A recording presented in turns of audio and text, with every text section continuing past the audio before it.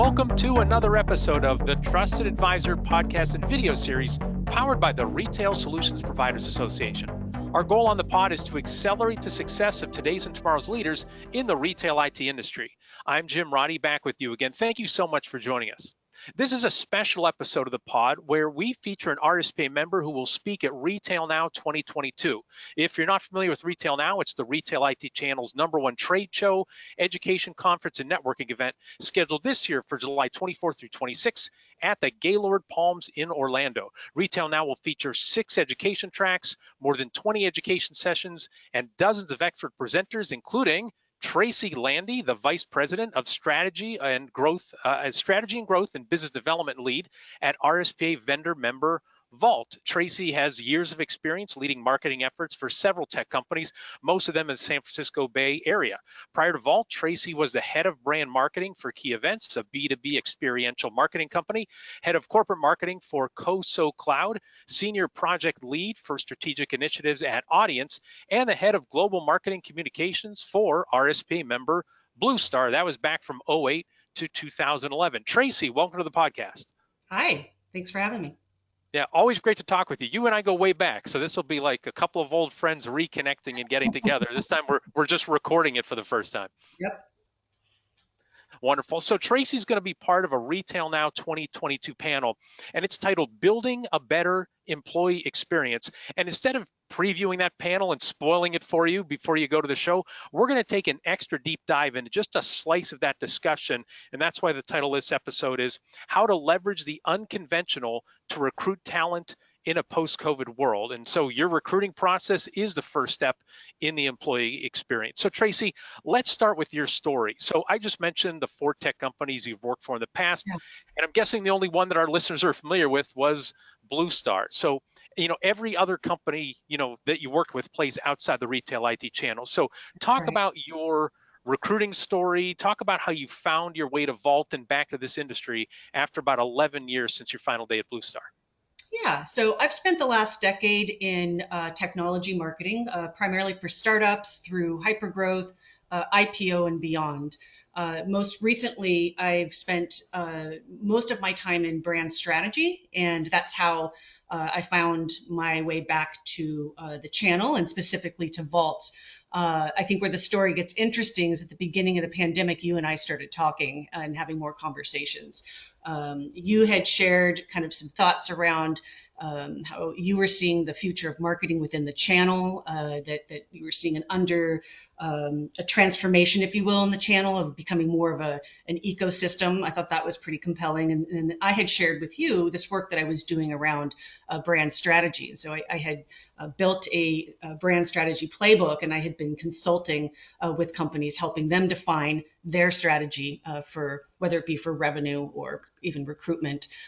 You thought that I should meet the good people at Vault, so I did, and they were doing some very compelling work around the mobile point of sale space, and we actually dove into that process for a whole quarter of helping them define and build their path forward. And here we are today. I am actually employed by Vault, so thank you for that introduction. Sure, happy to do it. Well, thanks for taking the initial outreach. One of my friends, Carl Polachuk, managed services provider guru, always says nothing happens by itself. So you were the one I remember tapping me on the shoulder, and that's how we broach those conversations. Fantastic. Yeah. So how did it go from you connecting with Vault to then coming on board with them? Can you talk about that? Because I think a lot of people think, recruiting in general is you post a job, a bunch of people apply for a job, and then you whittle it down to a handful of people, and then you pick, whoever is that. I guess, can you give a little bit more behind the scenes in terms of how one thing led to where you are today? Absolutely. So it's kind of interesting. First of all, as you just reviewed, my background is in brand strategy. But the role that I'm in is primarily sales. It's revenue driven. And I don't know that I ever gave them a resume. And I had the same approach actually when I was tasked. The mission, my mission on day one was to onboard our first phase of growth, which was our North American business development team. And so I took the same approach as I do with brand strategy. I think I was very fortunate. So I would recommend if you don't have a corporate strategy, I'd start with that. That's actually the heavy lifting part. But once you have a defined and informed strategy, everything else falls into place. And it was because of that I was able to define what the organization needed to look like, and then build my pipeline, begin the recruiting process, and onboard within 30 days my entire team. So what does that look like? Yeah.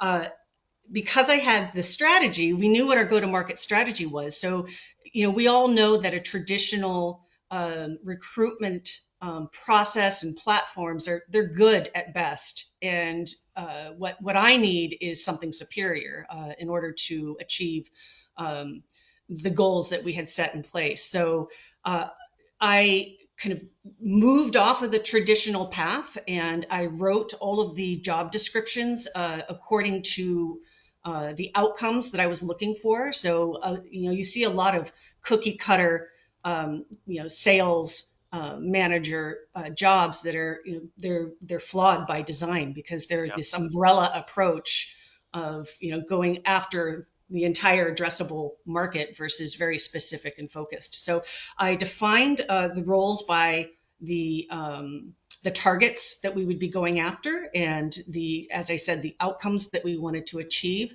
And I personalized each job description. I personalized the job posting, and then I actually thought back to sort of how I came to Vault and the introductions you've made for me to Vault and to other companies, and how, one of the things with the pandemic is it accelerated more authentic conversations. You and I had some really great conversations over that time, and I really spent that time further developing my relationships, new and old, and I also spent that time talking to a lot of market leaders. Um, so twofold. First, I learned by talking to market leaders that when I asked, what are your plans for post-pandemic world in terms of sales or marketing? And you know what? Not one of them had a plan. Every single one said, we don't know, we're waiting to see. Hmm. And in that, I saw an opportunity. So I knew that just as I had come to Vault in one of the tightest recruitment or job markets that I've ever seen in my career, easy for me to find consulting work, easy for me to land in a role. But now I'm on the other side, uh, trying to hire in a pandemic world. Yep. So I looked back to how I came to Vault, as I said, and I began to look through my network. And I didn't look for title. In fact, I didn't want a salesperson. I wanted to hire by characteristic.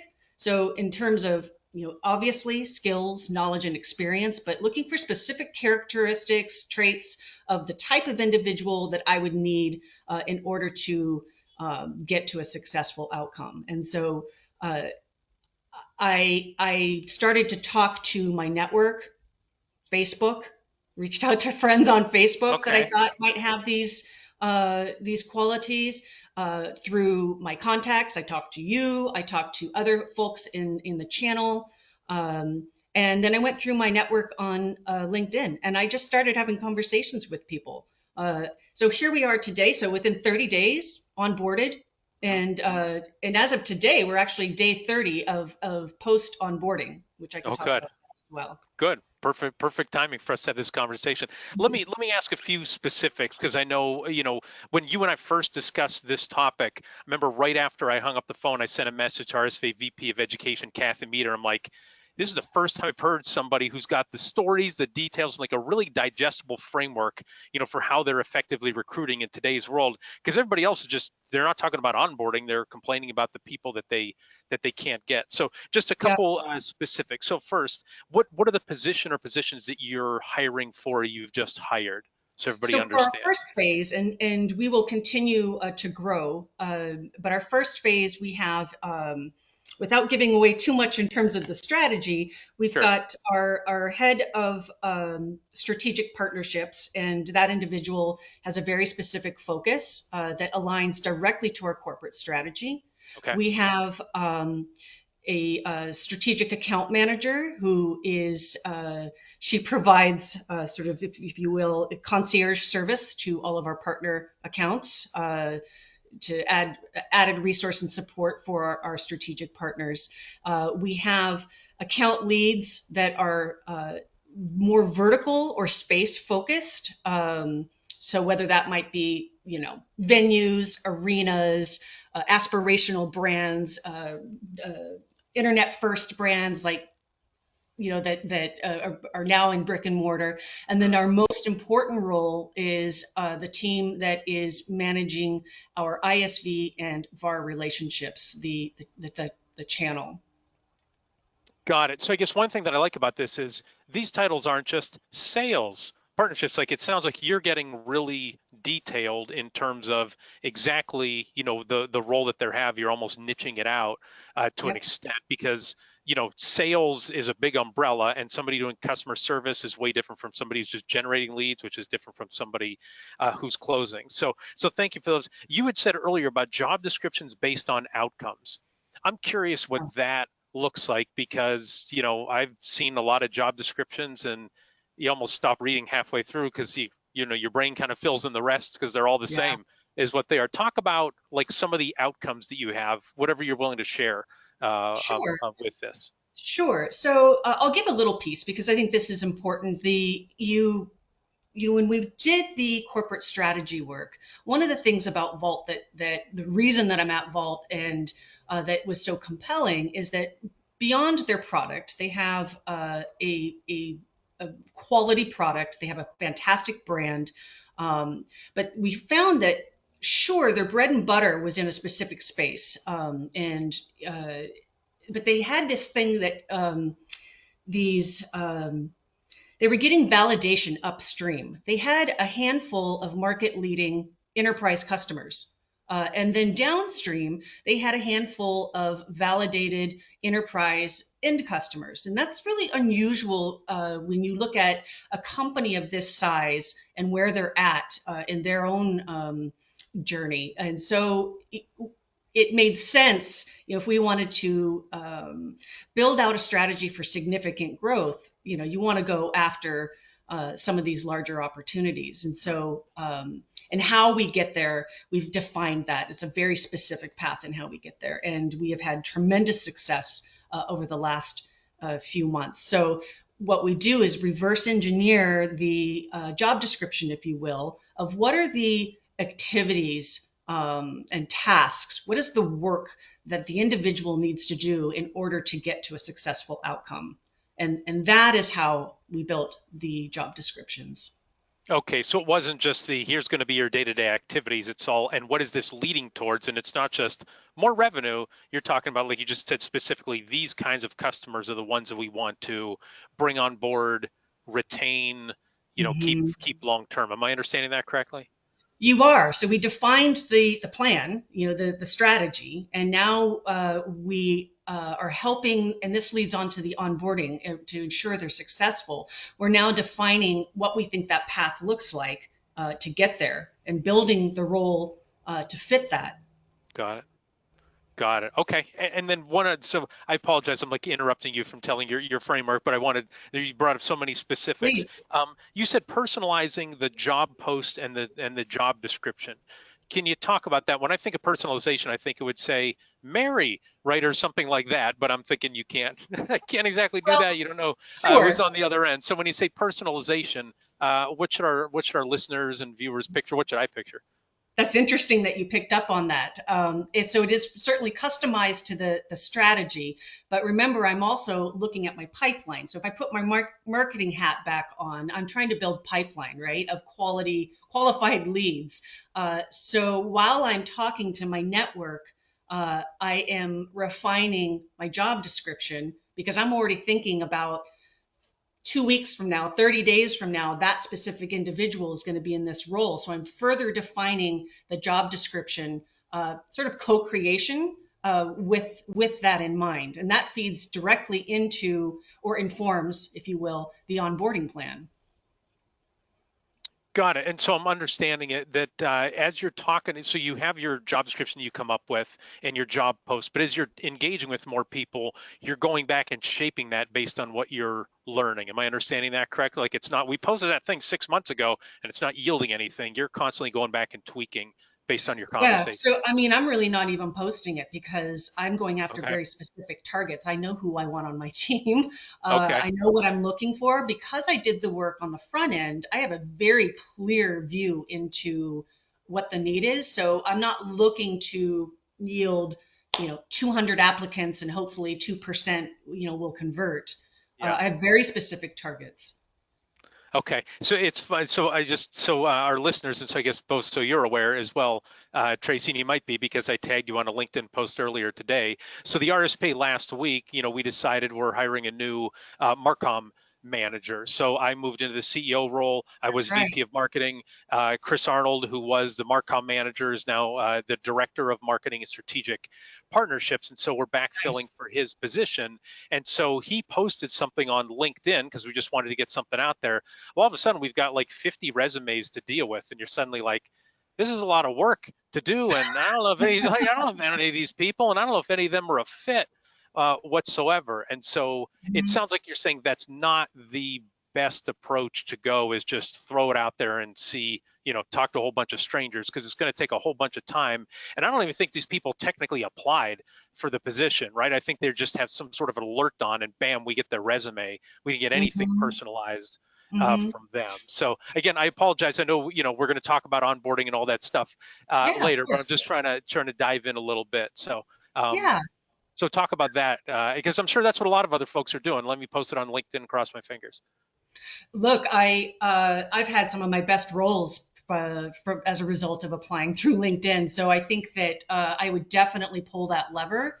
Okay. Um, and I think especially in the channel where it's a very tight community, and RSPA is such a known and appreciated brand. I think that I wouldn't be surprised if you get a lot of good uh, candidates there. I think that. The what I would recommend is ensuring that the job description is aligned with your organization strategy, Hmm. right? Because I want my team to be successful. I know that there was kind of an old school way of you hire a team of people, and some of them work and some of them don't, and you check in 30 days later. How's your progress? And what we're doing here is it's corporate strategy, right? And we want to ensure and guarantee, if at all possible, um, outcomes for success. Got it. Yeah. And so you've got to make sure you have those things lined up. It's funny you said you put on your marketing hat. And is that something that you think, maybe I'm casting my own opinion and trying to have you validate it? Is this why you think some folks aren't successful with recruiting and hiring the right people? Because you really have to go and market it. Whether it's how you present your brand in overall, right? Like you said, RSP has a good brand, and I agree. Yeah. It's had a good brand. It's been around for 74 years, so I'm not like straining my arm, patting myself on the back, right? The RSPA has had a strong name for That's way right. before I was ever involved in it, and so it's that brand, and then it's how you present the job as opposed to just some boring, run of the mill job, and then it's also like you said, that one-to-one marketing. Like you have to think like a marketer instead of just running a classified ad like it used to be in the day. Am I understanding that correctly? Absolutely. And I guess also selling the role, because remember, I'm talking to people who they might have a background in business development or a creative somewhere else, and they don't see necessarily yet what I see. And um, I think that goes back to also customizing and personalizing the role to ensure their success. Yeah, and then talk about that because I've always been a huge fan of that in terms of here's exactly where everybody needs to fit, and it's almost so I'll just give a hypothetical. When somebody leaves the team, that's your opportunity. Instead of saying I'm going to backfill for exactly what that person was doing, let's look at everything that we're doing. Let's see what people, where they fit best, what they really like to do, and kind of morph those jobs with the current team that you have. And then you're probably not going to recruit for the exact same job that you had before. It's going to be a little bit different from that. Am I understanding that correctly That's in terms right. of you did something to that degree? That's right. I am constantly looking at our ecosystem, if you will, and as people are moving, looking at even folks from different parts of the organization that might, we have sales engineers, we have a whole team that supports our revenue team, and so always looking at, bringing people in from within the organization. Uh, and even some of the people that we have on our team today, very different than what the role was originally shaped as. But because we personalize the roles around their specific skills, knowledge, experience, and most importantly, their character traits, their secret. Everyone's got a superpower, right? And so leveraging that so to ensure their success. I think that's what's key. And if you've done the work, if you have a defined and clear strategy, and a lot of companies do, the rest of Hmm. it really does fall into place. You just have to put a little more work on the front end, Hmm. but it pays off. Yes, because you'll end up with happier people, better performance. And if I can share, I guess, just a little of a personal story and why this is probably hits close to home for Please. me. So, when I joined Jameson Publishing Business Solutions Magazine, back in the day, I started moving into an operations role. And I remember being on a call with one of the owners and somebody else. And it was like a 2 hour call. It was about insurance. I can't remember what kind of insurance, but like I had to stand up because I couldn't, stay awake. Like it was so boring. Like I could care less. It was our controller who was in the room as well. And then right after, Mhm. the owner hangs up the phone and he says, "You could not look any unhappier." I'm like, "Who could be happy? Who enjoys that stuff?" Like, he's like, "Well, some people do." I'm like, "Well, not me. Like, if there's a way that we can shape my job that I don't have to deal with that insurance stuff, like I just don't have the tolerance for it." I almost felt like I was immature, and with that, but it's Mhm. just never been my speed. Like I cannot do it. Like the biggest employer here in Erie, Pennsylvania is Erie Insurance. And people are like, "Why don't you work there?" And I'm like, I couldn't do it. Like I apologize. Like there's a lot of wonderful people there. I'm sure it's a great employer, but I just couldn't do it. And so they shaped my job and it had the controller lead that element of it. And so I got to lean into other things. That's And right. fast forward to today when we were reorganizing, when John Kirk retired, we had a Mhm. chance to look through from an RSPA standpoint, and we got to say not just what did John do, and I'll move into that. Where do I think my strengths are? Marie Mhm. Perry, our VP of Administration, what are her strengths? What does she really like to do? What's she capable of? I mentioned Kathy Meter, our VP of Education, Ashley Yes. Nagy, Chris Arnold, like all those folks. And we got together the leadership team and we went through all the job descriptions and actually put them all into one big document so everybody could see what each other was Yes. doing, where should we move the chess pieces. So I Yep. apologize, I'm supposed to be the host and not the guest, but I No, guess that's this is sort of like it's been like a 25-year journey for me. And I'll tell you what, if you walk into a job and you've got even 5% of it is like, ugh, like I can't stand doing that.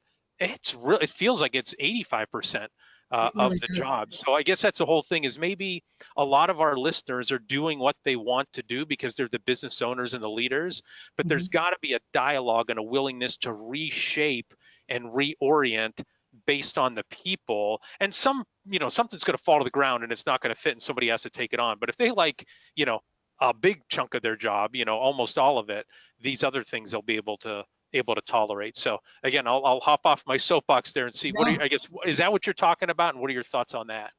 Absolutely, especially in today's environment, this job market is so tight, and you have not only the folks that are coming back into the workforce that were taken out because of the last 2 years. You also have what some call the Great Resignation, especially here in Silicon Valley, San Francisco.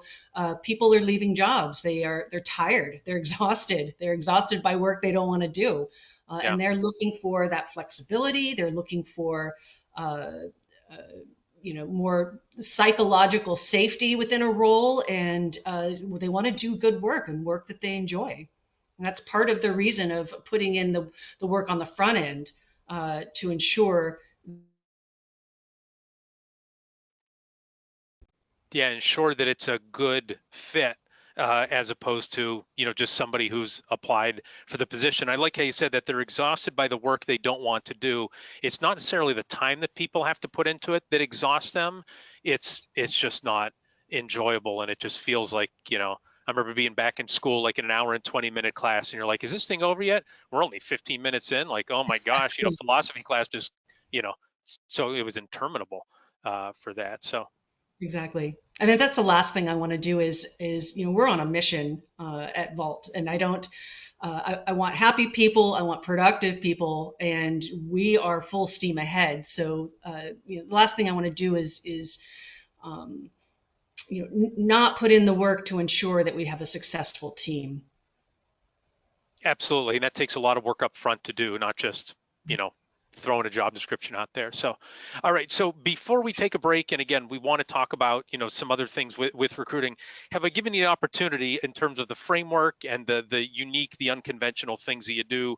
Or are there other tactics that you want to talk about and share with our audience, before we get into the pace of hiring and onboarding and things like that? What else? Again, I feel like I was peppering you with a million questions there, but what else? I know you're a planner. What else did you want to share with our audience? No, I think that you know j- it sounds like a lot. It can sound like heavy lifting, but if you think about the result that for our first phase of growth that we were able to achieve that in 30 days is, you know, typically in tech, our window is at best 90 days. So it works and it's worth the effort. That's all I'd say. Yeah, talk about why the window's only 90 days. Typically within my space specifically, or within California startup world and tech, it's typically 90 days on both ends. 90 days if you want to get a new job, to fill your own pipeline of opportunities, go through the interview and the onboarding process. In this world, it's pretty intense. They're long. The interview process is long. It's with a lot of people. And then equally on the other side, if you are filling or growing your organization, and I've built out several marketing organizations, it typically on average takes about 90 days in a traditional method to recruit and onboard a hire. Got it. Okay. And so you're saying once somebody's starting to look for a job, they're open to it, the clock is ticking, they're going to find something likely within 90 days, if not sooner. And then you have to, move quickly as well. Yeah, I would Yeah. say that in today's world, right now in this current market, one could go find something probably in 2 weeks. Hmm. It's pretty hot Yep. job market. For sure. Well, let's pause here to let our listeners and viewers know an RSPA membership has never been more valuable or affordable. Annual memberships for VARs start at just $250 a year for dozens of high-value services, including access to a legal advisor, a security advisor, and a VAR and ISV business advisor, exclusive e-learning opportunities through RSPA Academy Accelerate, and a college scholarship program for families of RSPA reseller members. Vendors and software developers benefit from an RSPA membership as well through introductions to VAR and ISV members and by showcasing their solutions through the exclusive RSPA Solutions Center. Also, we want to say thanks to our sponsors who support the RSPA community and make this podcast and video series possible. Our platinum sponsor, you might recognize them, Tracy, is Blue Star. Our gold sponsors are Brother, CoCard, Heartland, ScanSource, and Shift4. To receive the benefits of an RSPA membership or RSPA sponsorship, email membership@gorspa.org. And then finally, registration is now open for Retail Now 2022. As we mentioned earlier, it's the Retail IT Channel's #1 trade show, education, conference, and networking event.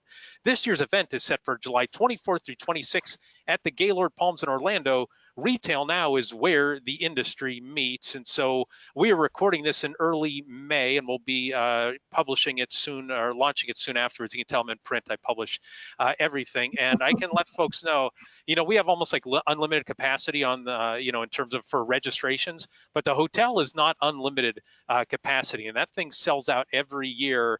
And if you get off the, if you don't get the room rate that we have from an RSPA standpoint, you're going to pay like 2x what the rate is now, right? You're going to go from 200 something to like 400 something dollars to stay at the Gaylord. So make sure you register now, make sure you reserve your room now, and Love to see everybody at Orlando. So, all right. So, Tracy, let's talk about now the pace at which companies need to move today. We just kind of started touching on that. So, I was trained when I was hiring not to leave what we called air in the system, right? Like no gaps between the steps, but you still have to be really thorough. So, can you talk about the balance about investing the right amount of time to gather the data you need and make it sound hiring decision, while Mhm. also moving quickly so don't miss out on those hot candidates and those windows that are closing as we talked about.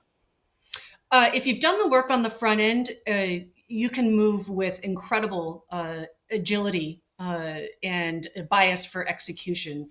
And I think that in today's world, it's frankly not necessarily just a strength to have. It's a requirement if you're going to succeed as an organization.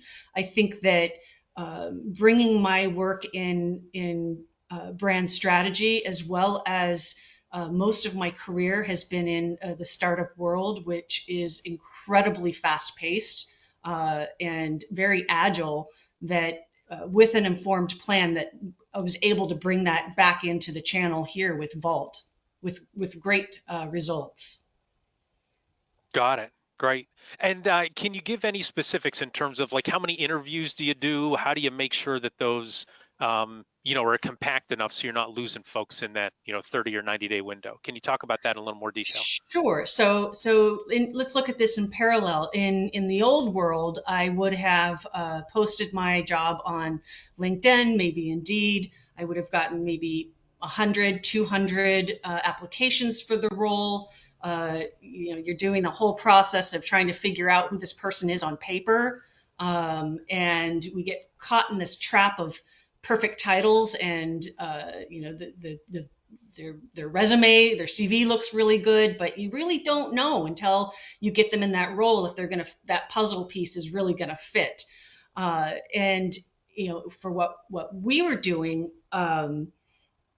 it is very personalized, and bringing them on board is it enabled me to focus on a very specific group of candidates. So taking from 200 down to, let's say, I started talking to 10, 15 individuals. Okay. And from there, I narrowed my focus down to a handful of individuals, and continued the conversations and the followed through on that process of personalizing and customizing until we had an offer ready. Now, I still have pipeline for our next phase of growth. I continue to talk to my network, whether it be through LinkedIn or social channels. Frankly, I even have someone in my pipeline that I met here who has here in San Francisco that has nothing to do with technology at all, but she has a very specific skill set that I think that would be perfect for the next phase of our growth. So I hope that's helpful in how we got to, in terms of converting from a much smaller target Yeah. group and then converting down to the handful that we hired. And then once you have a candidate who's, you're interested in and they might be a good fit, can you talk about those steps? Like, is it a video interview and then an in-person interview? Like, how many interviews do you have, and do you have testing, things like that? Yeah, uh, very unconventional. A lot of them started with uh, email or chat through Facebook. Hey, what are you up to? Yeah. What are you doing? Yeah, what's going on in your world? What are you looking to do next? Where are you at in terms of your career? And then we get into a more formal conversation with the job description, and we start to have conversations. They're very casual in the beginning because I truly just I want it to be an authentic experience, and I want to make sure it's a right fit for everybody. And that's where you might have someone that checks four of the five boxes, but do you really need that person to check that fifth box, or can another role do that, or can we get there in a different to the same successful outcome Yeah. with just a different approach. So it's a lot of conversations. Even the formal, if you will, interviews with our team members are very casual in nature Yeah. by design, right? It's a conversation. It's a long Yeah. conversation, if you will. Yeah, it's a conversation, not an interrogation. Yes, perfectly stated. Yes. All right. And then how many conversations do you have? How much time do you spend with a successful candidate before you make a job offer? Is that 2 hours, 20 hours, 50 I would hours? say it's more over, a couple of weeks. So less about it's more how long does it take, and it takes as long as it takes. Is Yeah. I know that's very ambiguous, but we want to get to the right outcome. Uh, and folks will let you know right away if it's a fit or not. And some people are like, "This sounds good, but I'm not done with where I'm at. Check in with me in 6 months," which is great Yeah. because Hmm. I'll be ready to talk about the next phase then. Yeah. Well, you saying it takes as long as it takes reminds me, I was an English major back at Gannon University. And so Walter Minot, Dr. Walter Minot. And so, I had to have him for a whole bunch of classes, and he never had, here's your word count. And so, you learn that the first time he gives a writing assignment. And then in a future class, he'd give an assignment, you'd wait for a kid who never had him before. Dr. Minot, how long should this be? And he'd like light up and he would say, if you can say it in a word, say it in a word. If you need 1,000 words, 1,000 words, but no more than what you need. And that's everything is always what it was. Like, and that's what it came down to. It was like, and it was, I guess, freeing in that way that it was, yeah, if you can say it in a paragraph, just do a paragraph. Like that's what Yeah, it should be. And that kind of sounds like what right. you're talking about. Some folks you might need to spend more time with to dig into, some folks you might need to spend less time, but have predetermined structure for it, but then That's right. just move through really quickly until you get to the right conclusion, if I'm understanding That's that. right. Again, bias for execution, agility. So, it's not the long road. We were able to do this within 30 days. Yeah. And so it's because we did the planning on the front end, if you would. Yeah, and I'll share with our listeners. So if you're an RSPA member, we have a tool that's called an employee hiring process, and it maps out a lot of what Tracy is talking about in terms of where do we think we're going to do from a recruiting standpoint, what's the general pay range for this position, what are the required skills and character traits, what are the preferred skills and character traits, do we have a job description, have we started to build a training program, things of that nature. And so I always say, most people for hiring, instead of ready, aim, hire, it's just somebody leaves, they panic, and then they go out and try to, hire the least worst person. This is ready, aim, hire, and this is the aim part of that. You taking time to say who exactly we're looking for, what's going to be our general framework, and then, like Tracy said, you just go and execute on it. So again, RSPA members, if you feel like, this seems like a lot of work, we've got a framework you can start with, and it's really heavy with what Tracy talked Yeah, about. Not just here all the skills, but here are the character traits that we're looking for. Because I told you I tagged you on LinkedIn about a marketing, the Marcom position. We talk about, hey, we want you to be writing and communication, but it's more important that you're a critical thinker, right? That you're high initiative, that you have a history of perseverance, right? And things of that nature. Those are far more important than just what it says on paper, quite frankly. So I guess before I ask you correct. some questions about onboarding, what are your thoughts on that, the Oh, general employee hiring process? absolutely. And going back to the unconventional method and talking to your friends and colleagues and just having conversations, I can already think of three people that you need to talk to for that All right. role, uh, and start the conversation. So, understanding what it is that you're looking for, and that you were able to have such a clear framework, if you will, it makes it really easy.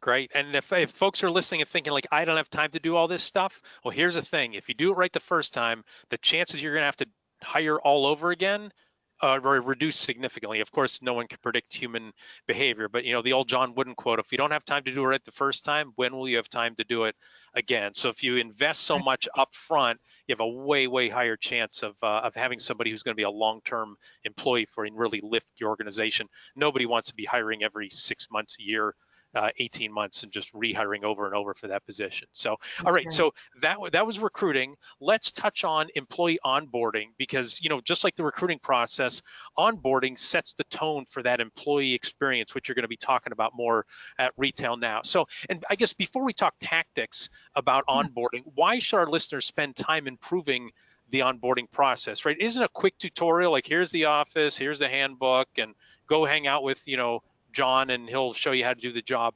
Talk about the benefits you've seen of really more a beefed up onboarding program beyond the typical what most organizations do. It guarantees that or increases the probability that you will have an engaged and accountable team member by giving them frankly, the time and space and respect to to learn the role and give them what they need to do the role successfully. And so that's part of the onboarding is we took that job description, we now move it over to a new document, if you will, because it's been customized and personalized, right? So now I'm taking it and I'm building out for myself, this is my framework for 30, 60, 90 days for success. How am I going to embed the activities into this individual's daily schedule to ensure they're successful? And Hmm. so we start on day one. We give them house accounts. We give them a executive sponsor, if you will, to be on these calls together. I mean, they're hitting the ground running on day one to build the muscle and understand the Vault way and learn that immediately. And then we, of course, give them their own targets and outcomes that we're looking for. So it builds in confidence, Yes. from achieving success right away. Um, and Look, we're 30 days later and it's popping. Like I have an autonomous team that's engaged, accountable, solving problems. Uh, and typically, I can only say from a marketing side, that's been my background. And so I've always been closely aligned with sales, but a little bit on the outside. Uh, you know, a salesperson is an investment, and often organizations plan to wait 6, 12 months before they really get their return. And um, with a plan and following it all the way through and then onboarding them according to that plan and there's no surprises, and we've been talking about this throughout the interview process and now through the onboarding, and we're now partnering with them to do the work to ensure their success. I think in parallel to that is really important, and it's offering psychological safety, offering them the learner safety, so the ability to ask the dumb questions or what I call clunky questions. I'll often say this is going to be clunky, but Hmm. I'm just going to Yeah. step in it to get it to put a stake in the ground, and then giving them um, challenger safety. Why are we doing it this way? Have you considered doing it this way? And Yeah. then contributor safety, giving them the space. So we've given them the framework, and there's only so much of that you can do. And then in order to ensure their success, giving them all of the psychological safety to go through the process, because they have to go through the process with or without it. And remember, so part of it is, yes, we want to achieve successful outcomes that are for our go-to-market strategy, but we also want successful, they're human beings, people Yes. on our team. Yeah, because oftentimes we forget about the feeling they come on board and all these acronyms are thrown around and everybody seems like they know what they're doing.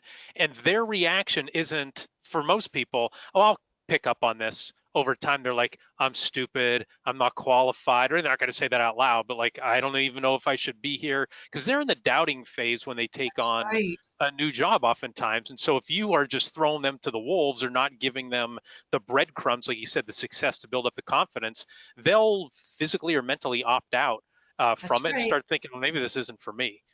That's right. It's throwing money in the wind, if you will, because a the probability that it's not going to work out Yeah. goes sky high. So So what does that training program look like? Because I've counseled folks on this for years, and I always tell them, like, I know I always used to say, no, you're not IBM, right? You're not some Fortune 500 company. You've got some big binder. Like, we're going to put you through training. Like, go over to the training department. So what do you do in order to get these candidates the onboarding and training and orientation that they need without, with only doing what an SMB can, right? They're not able to put right. together volumes of binders and have people totally dedicated to it. What do you do? How do you Which thread that needle? yeah, absolutely. Which I wouldn't recommend. I coming from a startup mentality, agility, bias for Yep. execution. The first week we all come together on site, and we drink from the fire hose like everybody else does. We have an incredible engineering team, and they lead a deep dive on all of our products and the technology. I'll take the team through our corporate strategy, our go-to-market strategy, where they fit in, and how important each individual role is to achieve that Mhm. strategy. Yep. We Yep. do a lot of what we used to call back in the channel days, breaking bread, or breaking bread together. We spend a lot of time getting to know each other. Um, and so that's the first week. But then we also by the last day of that onboarding week, we give the team their 30, 60, 90-day plan for this is what you're going to be working on starting on Monday. When you start your day, these are the things that you're going to be doing in the tasks, because it's overwhelming. And so if you can Yep. embed a little bit of that practice in for them, it's like 30 days for a good habit, right? Yep. And like I said, we're here today, and I that they're rocking and rolling.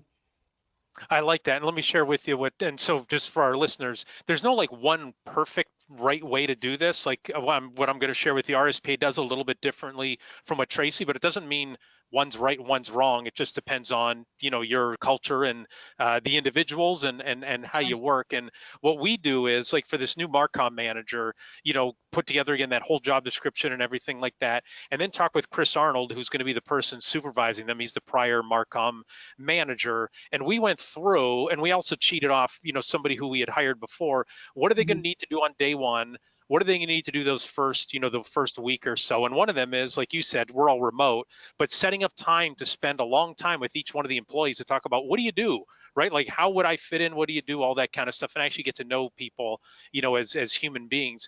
Then we That's kind right. of lay out a lot of the tasks in terms of from the simplest all the way to the more complex. And then Yep. we also have some elements on there that are self-study time as well, in terms of listening to podcasts, reading blog posts, things of that nature.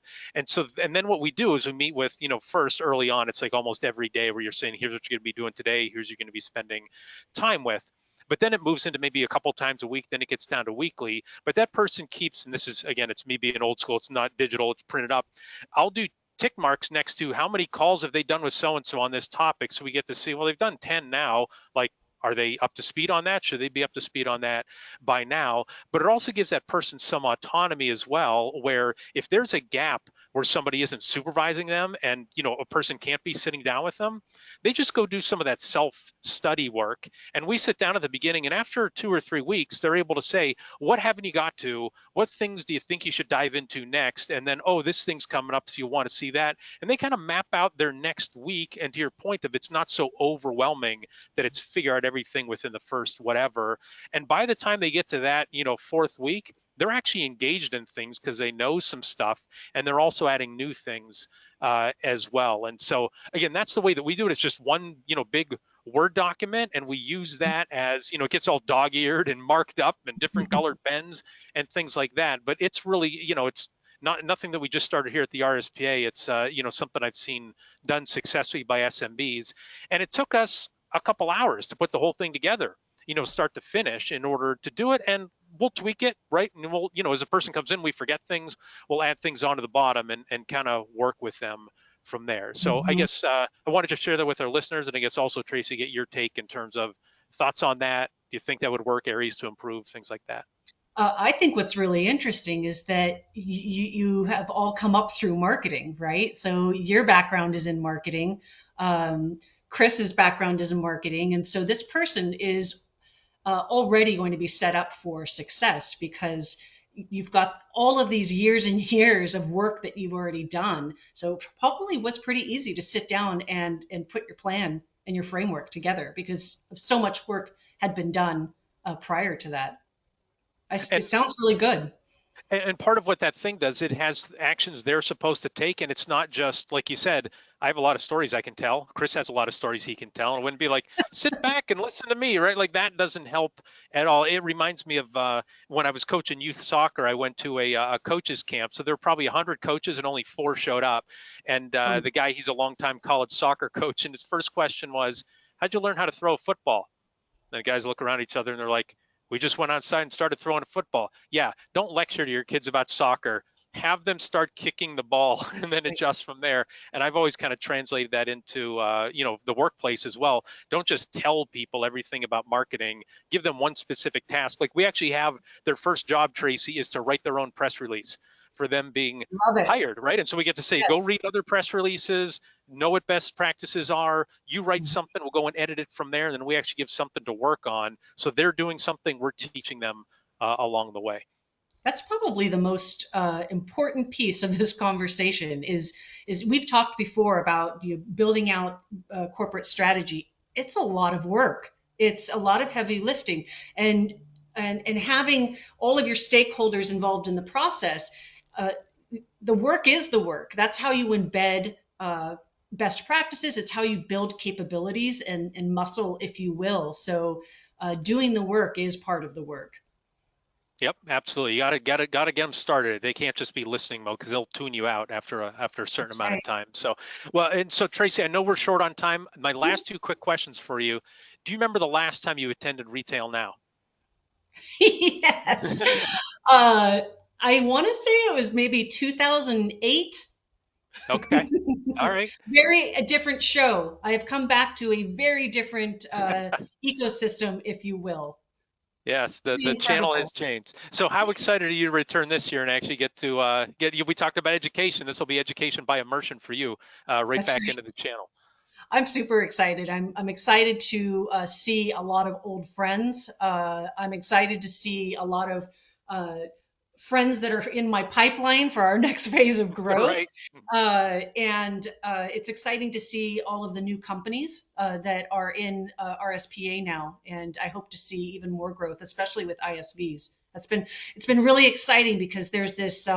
It feels like the worlds are colliding, where a lot of startup and Hmm. technology is making its way into the channel, and this goes back to 2 years ago when you were talking about there's a shift underway. This is more of an ecosystem, not a channel. So I can't For wait. sure. Yeah, so from an ISV standpoint, about half the show floor are software companies from an exhibitor standpoint. Mhm. RSP added in the past 12 months, we've added, it was just wrapped up our fiscal year, 147 new members on top of a 99% renewal rate. So that led to a whole bunch of growth. Last year, Retail Now had 230 ISV executives there. And of those 147 that we brought on board in the past year, a good chunk of them, I think a third to 40%, I don't know the exact numbers, were software developers. But I guess there's a thing of, while the software developers are obviously, part of the center of the universe, they're right Mhm. alongside those resellers and the VARs, That's right. really working. It's not that they're replacing or there has to be some sort of war. It seems like you need to serve both if you're going to be a vendor in this space. You need to get along with That's each right. other from a VAR ISV standpoint. That's right. Partners. Wonderful. We are really looking forward to seeing you at the event, Tracy. Well, that does it for this episode of The Trusted Advisor. We hope you enjoyed our discussion. If you did, be sure to subscribe to the RSPA YouTube channel and the Trusted Advisor podcast so you never, ever miss an episode. We'd also appreciate it if you'd rate us wherever you find your favorite podcast. My personal philosophy, the more stars, the better.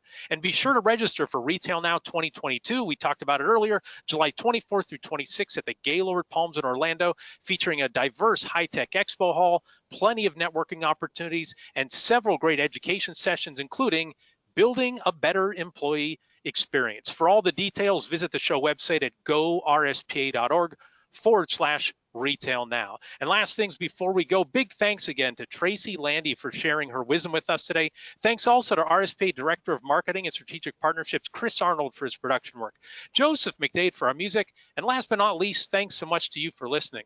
Our goal at the RSPA is to accelerate the success of our members in the retail IT ecosystem, there's that word ecosystem, by providing knowledge and connections. For more information, please visit our website at gorspa.org. Thanks so much for listening, and goodbye, everybody.